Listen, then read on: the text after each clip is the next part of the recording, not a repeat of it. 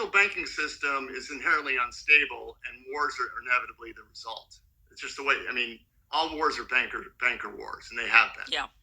And it's a fight for control. The central banking system is inherently unstable, and wars are inevitably the result.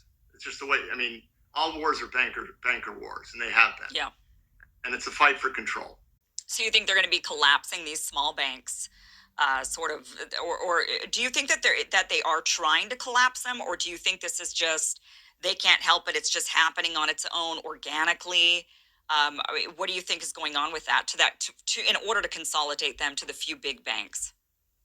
I don't think they're doing it on purpose. It's the system is designed to collapse eventually. And I've been talking about this for a while. Then in 2019, we saw evidence that it was starting to collapse with the overnight repo crisis in October, September of 2019.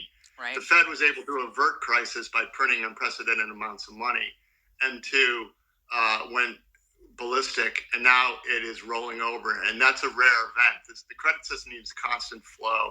I like to use the Dune analogy: the spice must flow, and it's not flowing.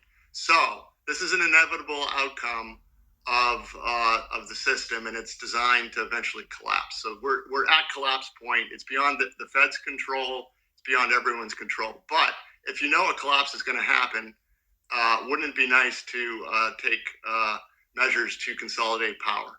And I think you're going to see, and I'm hearing from hedge fund friends of mine that they don't see how regional banks aren't getting into trouble here.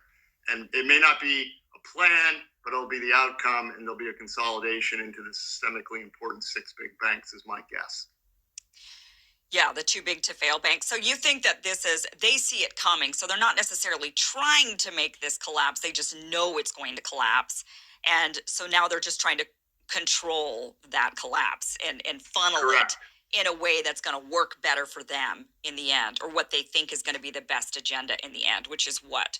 Going to those big six banks and a central bank digital currency? Yeah, I mean, if you're going to introduce a central bank digital currency, which I've been talking about since I came on the scene, it seems like that's the end game. Because the debt-based fiat dollar system is in disarray, and if you want to do that, it's much easier to do it with six large banks rather than regional banks, and we'll end up looking a lot more like Canada.